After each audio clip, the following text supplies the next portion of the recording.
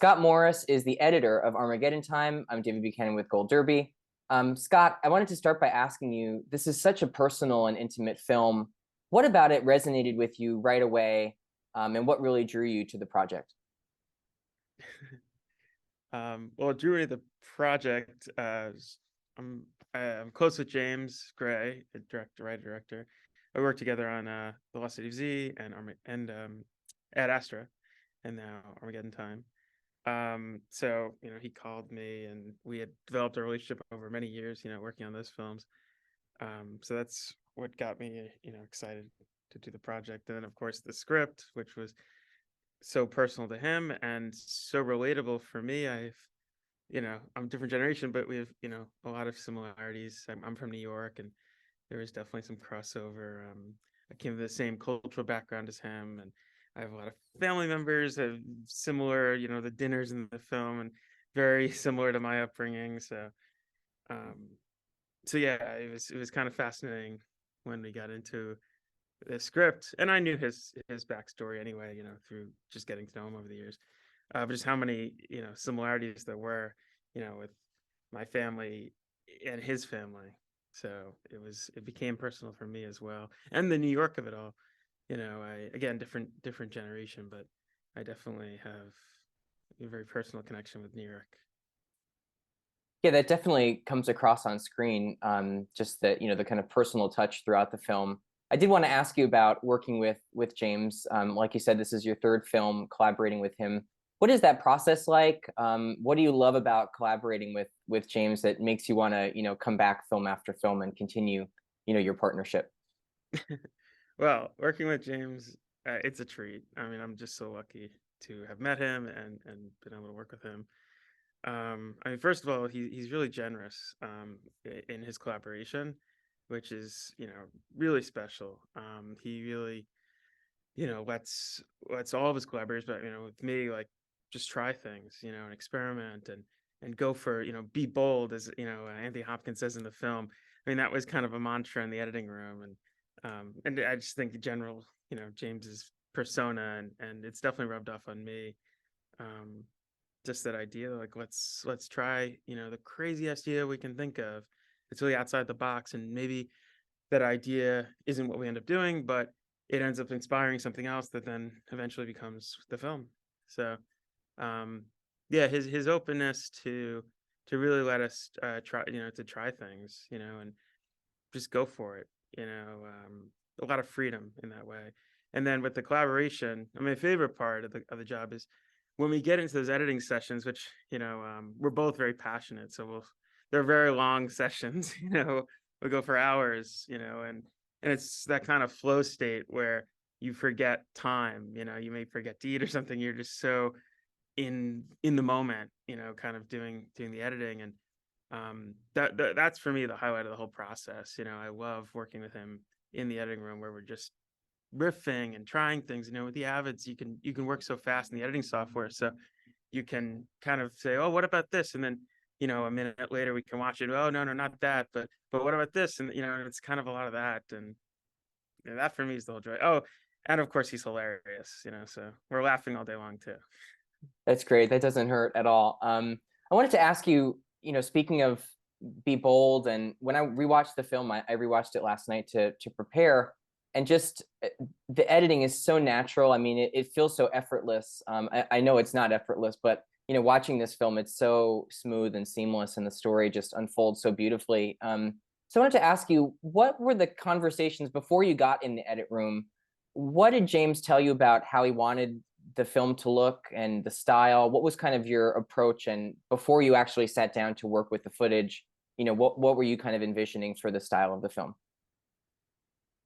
Well, the conversations we had, I think the main thing was, and I think he I know he did. He had a note taped to his monitor in the when he was actually shooting the film, that said, he had written down this note. It was love, loss, warmth, and humor, and that was kind of there on set. The actors. I know Thanks for Peta mentioned it once, that he'd see that on the monitor, and So that was there for him as a reminder to himself, what we were trying to kind of achieve in every scene.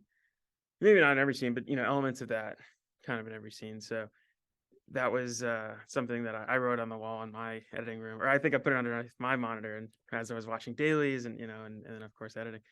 So that was in my mind the whole time, and he talked about it being a ghost story, um, for his family. I mean, other than his brother, I think nobody in the film is really, or of the central characters of his family is still with us. So um, it was a very odd feeling thinking about that, this whole ghost story thing. And then of course, well, I don't want to spoil the film, I guess, but but um, but yeah. So those are the main thoughts that were carried on. And then of course it's his family, it's his personal story. So you have that while you're working on the film, you have that he's in all of this movie, Jeremy's, if you've met James, Jeremy's kind of voice, it's part James, is part James's father. Is kind of a combo.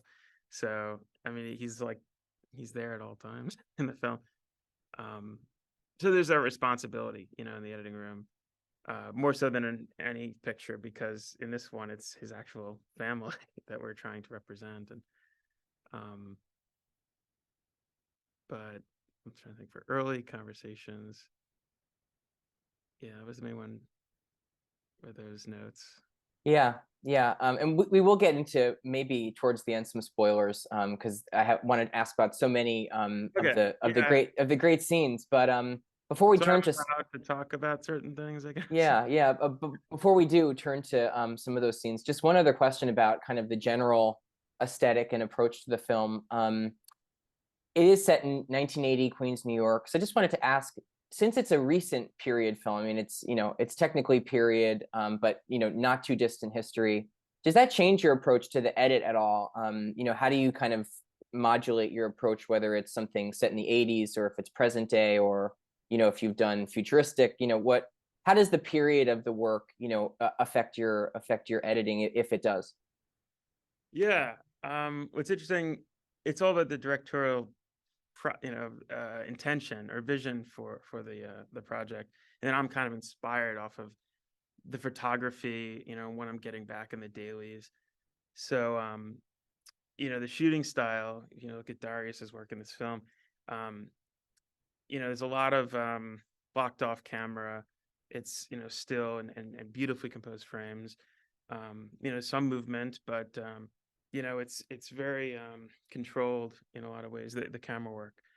um so going off the kind of classical framing and classical camera work, not in every scene, but in a lot of the scenes of the film, the editing style kind of is inspired by that, which is also, if you're looking at films from the year 1980, you know, you kind of looking at that kind of style as well. Some of the film, again, there's such a variety of projects, but yeah, it was about kind of working with, being inspired by the footage you're receiving, and the story, the way the story unfolds, and the way James often, makes his films. There's a I don't know how to describe it. There's a classical kind of approach to the camera work and some of the blocking. Um, so the editing kind of is inspired by that in some cases. In some cases, though, we took some liberties with, liberties, maybe not the right word. We explored using these like flashbacks, or not flashbacks, kind of fantasy in Paul's fantasies and Johnny's fantasies, and to get the childlike view of the world, really get internally inside their minds. Yeah, I love some of those moments, and we'll talk about there's some in those kind of final sequences, where you're editing, cutting in these kind of other media and fantasy, which is great. One of the first moments of the film that really strikes a chord is Paul's conversation with his grandfather, where Aaron is talking about how the family came to America and fleeing the Nazis. Really powerful monologue from Anthony Hopkins. I wanted to ask you, as the editor, when you're sitting with James working on that, when do you know when to cut away from Anthony because he's so captivating? But when you cut and we get to see Banks's kind of reactions, there's small kind of emotional gestures, the widening of the eyes. I mean, it's just beautiful work to kind of accentuate, the monologue. So talk about, navigating that because it's such a powerful moment. Yeah, of course. That was it's a very powerful scene. The scene always kind of brings me to tears, actually, especially with the music, Christopher Spellman's music there. Um, yeah, with the editing of that scene, we would joke, oh, we should just no, we should, but we could just hold on Anthony Hopkins' performance. He's so good. But that's not a scene, of course. Um, the scene's about Paul, and what this story means to him and how he processes it. So, and Banks is incredible in this scene, especially the moment you mentioned. That's my favorite edit in the scene is he mentions the stabbing, the violence, and then you cut to Paul, and he has this visceral reaction in his eyes, and it's really incredible take. So yeah, it was about balancing, getting lost. I mean, there's this great push in that James does in camera, where we can kind of hold on Tony for a moment. But yeah, it was all about balancing when we wanted to feel the impact of the story and when we wanted to almost experience like a POV as if we are Paul, kind of listening to Anthony Hopkins. You can just get lost. It's mesmerizing. You get lost in his story. So it was just about balancing and choosing those moments that um, we wanted to feel Paul's reaction to these, pivotal kind of. It's a powerful scene. Uh, Absolutely. And speaking of the push and I think this is somewhere you take a kind of different approach is when Paul is having that gap session and it's kind of like, a check-in at the new school with, a teacher or I don't know what exactly role she plays, but it's almost like a therapy session. And you don't do a lot of cutting there. It's got to kind of push in as Paul is, kind of talking about his experience in his first day. Talk about that scene and kind of taking the opposite approach of let's just stay with Banks and kind of push in and let him kind of process his emotions. Talk about, your approach in that moment. Yeah, that's a pivotal scene. And what's interesting about that scene for a few reasons is it's the end of a sequence. So you can almost look at that scene as the sequence itself from when he enters the new school and he meets Fred Trump in the hallway. um, so from that scene until that scene, the end of that scene um, with the teacher in this gap session, it's all one sequence, and that scene, of course, it's one shot. Well, not the whole scene. There's a little bit of we cut back and forth in the beginning of the scene, but then once he starts kind of opening up and revealing, it's this trance-like quality, like I mentioned with that shot with Anthony Hopkins, where once it starts that push and move, you you kind of it almost breaks reality for a moment, and he's just opening up his soul, and we're getting this breath and this moment of intensity where we can just be with Paul and how he's feeling and processing all of the scenes that we just experienced, especially what happened in the playground, which is one of the most disturbing scenes in the film. Um, so coming off of that, we really see how um, conflicted he is, and he's wrestling with all of these um, difficult things, and he's in this new environment, and he's trying to understand how to survive in this new environment, and then his relationship with Johnny, and so there was coverage shot for the scene, but it was I think it was always intended to pull it off in that one shot. I think, maybe don't quote me, I think that is the first take. There were several shots or takes done, but I believe that was the first take. And Banks is just incredible on that. I mean, it's one of those things where once the camera comes in on him, you can't look away. I mean, you're just so caught up in the moment. And then the music, the clash comes in at the end, and then that carries us in to the out of that moment. Um, so yeah, it was Yeah. always designed to be this kind of like, let's stop the whole film. Let's just stop and be with this kid as he's processing and feeling, everything that's been going on. Yeah, it's so effective. And like you said, a great performance from Banks. And another scene in which he's great, and probably one of the most harrowing scenes in the film, is when he's being disciplined by his father. Um, and that, I feel like the editing is so different. That's a real standout moment of the film for your work, because you have to kind of build this tension and the kind of dread and emotion of that moment. So talk about your approach in that moment, because it's quite, of all the scenes we've been talking about so far, it's the most different in terms of the work that you have to do to kind of build to that, emotional climax. Yeah, and it's one of those things that I talk about being as an editor. I'm oftentimes my work's really about responding to the material that I'm given. So watching the dailies and analyzing that, and I react to that, and then my style for the scene or the film or the sequence comes from what's happening in the dailies. So that scene, we talked about the classical approach to a lot of the cam work. That scene's handheld. It really stands out from the rest of the film. It's a very dangerous sequence right from the get-go. So yeah, in the beginning of that, you'll notice there's actually some jump cuts, which we rarely do in the film, and maybe the only time in the film there are jump cuts. So it's very high octane, very intense, adrenaline flowing. When he's running up the staircase, there's these action cuts. It's very aggressive. And then once he locks the door and he hides in the shower, the edits slow down, and there's this mounting tension. We kind of hear the father come up the staircase, and then he bangs on the door, and then it's reverse shot with a door and Jeremy's voice and a door, and we're holding, and it's just slow, and it's building this tension after we have this crazy adrenaline rush of quick cuts. And then once the door gets knocked down or explodes, basically, Jeremy comes in, the edits pick up again, and it's very quick and it's very violent, and it all happens very fast.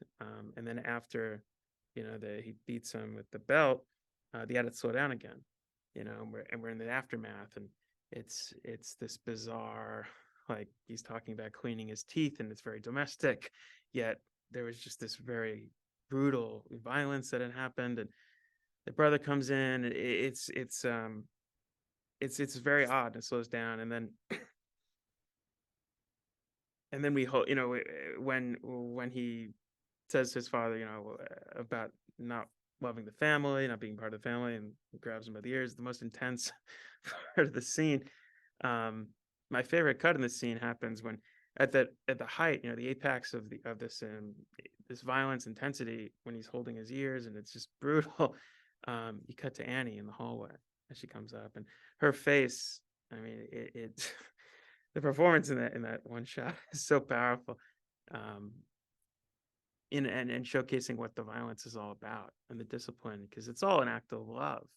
It's a distorted and demented, maybe, but it's all from love, and she's a part of this.